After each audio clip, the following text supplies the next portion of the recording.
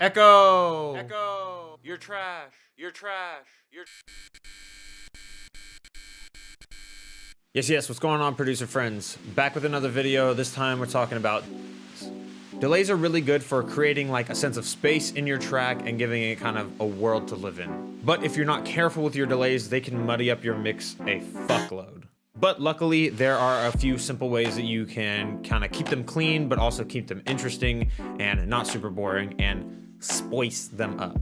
And really just add that level of ear candy to your track and make it help stand out.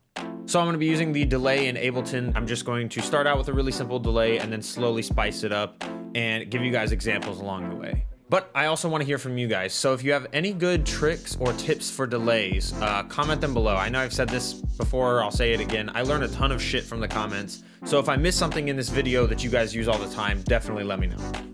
All right, let's get into it. Okay, so let's go over the basics of a delay really quickly. So a delay essentially puts a sound through a feedback loop at a certain time interval. We can change the time interval over here, and we can change how many times it goes through the feedback loop right here. Dry wet is obviously dry, you're not going to hear anything. Wet, you're only going to hear the delay. So we'll keep it at 50% for now. Cool, now that we have that out of the way, this is just a kind of regular boring delay sound here. So let's take a listen. It's literally just the exact same sound over and over and over until it fades out, right? So there's not technically anything, wrong with this delay. It just doesn't really stand out in like any kind of cool or creative way. And a potential issue with this is that you might have like a full arrangement already. So with this delay, you could really start to clutter shit up if you're putting, multiple delays on multiple different sounds. So nothing wrong with this delay. And in some cases, you might want something like this. But let's take a look at how we can improve on it a little bit. All right, so the next thing we have is a filtered delay. That sounds like... So obviously we've changed up the time settings a little bit here to a dotted eighth note, but you can hear that we're only getting like the top clicky parts of the conga now and none of like the actual body, because you can see here we're filtering out a lot of the low end.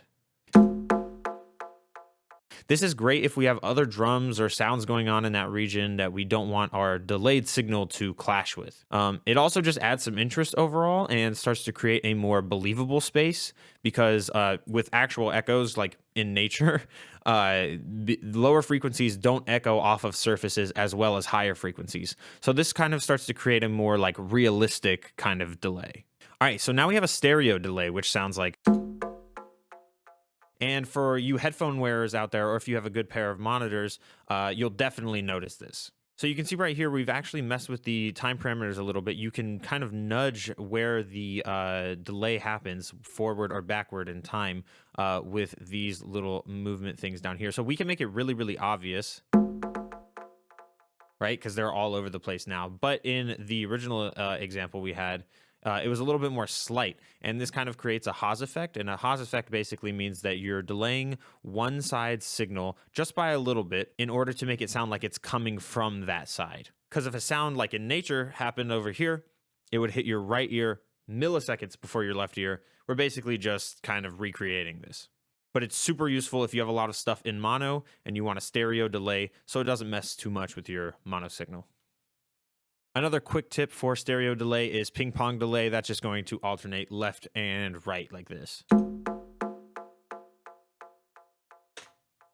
right, so the next thing we have is time mod delay, and this is where things start to get interesting. Delays are obviously a time-based audio effect, so if we move the time parameter back and forth while it's playing, you'll actually hear a difference in pitch, like this.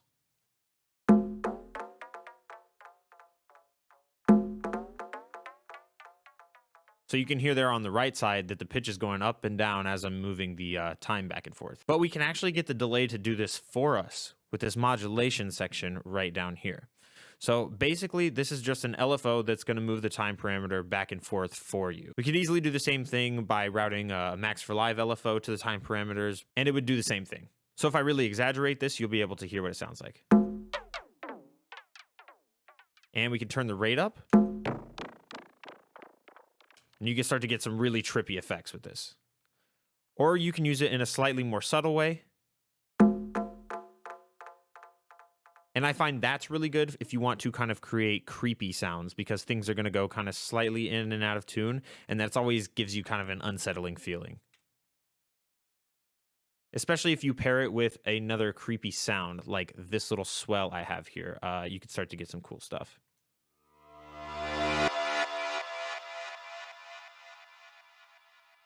Very much creep. I'm not going to go too deep on it right now, but the grain delay in Ableton does a great job with these pitch-based delays, so maybe check that out if that kind of thing, tickles your anus.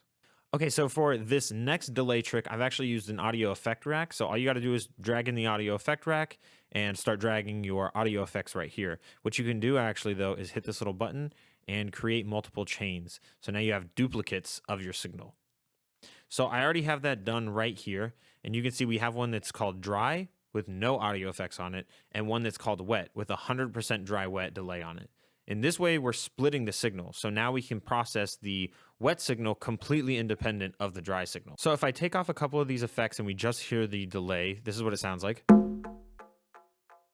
Very normal sounding delay. But what's cool is we can process those delayed signals completely on their own. So say if I want to have them super crunchy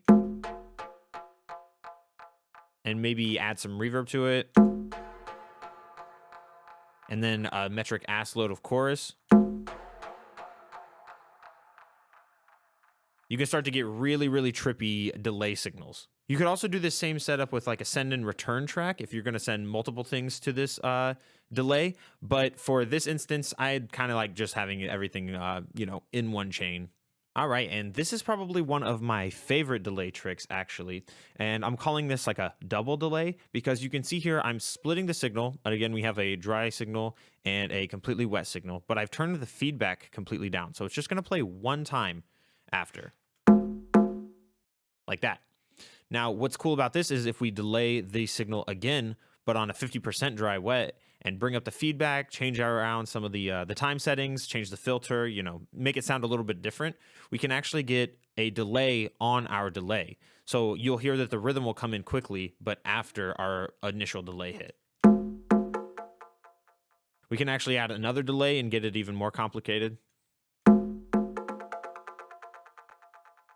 And this is cool because you don't really expect the other delay to come in. So it kind of catches you off guard and adds a little bit of ear candy and interest to the delay. And what's even cooler about this is now that we have a separate signal, we can actually automate the level of this delay. So you can see right here, I've already got some automation. So if we loop this,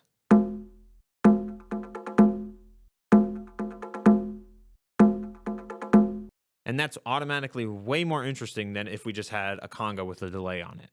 So all these examples so far have been really good for, percussive things, maybe plucks, different kinds of drums. But anything that's melodic or, takes some time like vocals or a lead melody or something like that, you're going to want to process the delays a little bit different. So I do have some tips for this as well. With vocals specifically, a lot of the problems that I have with delays is they start to really clutter things up and make it hard to understand the vocalist. So right now, if I play it with our delay completely up, you've been on my mind. It sounds nice, but it's really hard to understand what she's saying on the second half of the phrase. So what we're going to want to use for this is actually sidechain. So I'm in the wet channel, obviously, and I'm sidechaining the delay signal to our original signal. So every time that she's singing, it's going to push down the delay. And when she's done singing, it will release it and the volume will come back up. So you can take a listen to that. You've been on my mind. Super, super helpful. And I did want to point out that actually if you're using the echo in Ableton, it can do this for you. In this character tab, you can go to ducking, and right here you have a side chain that does the exact same thing.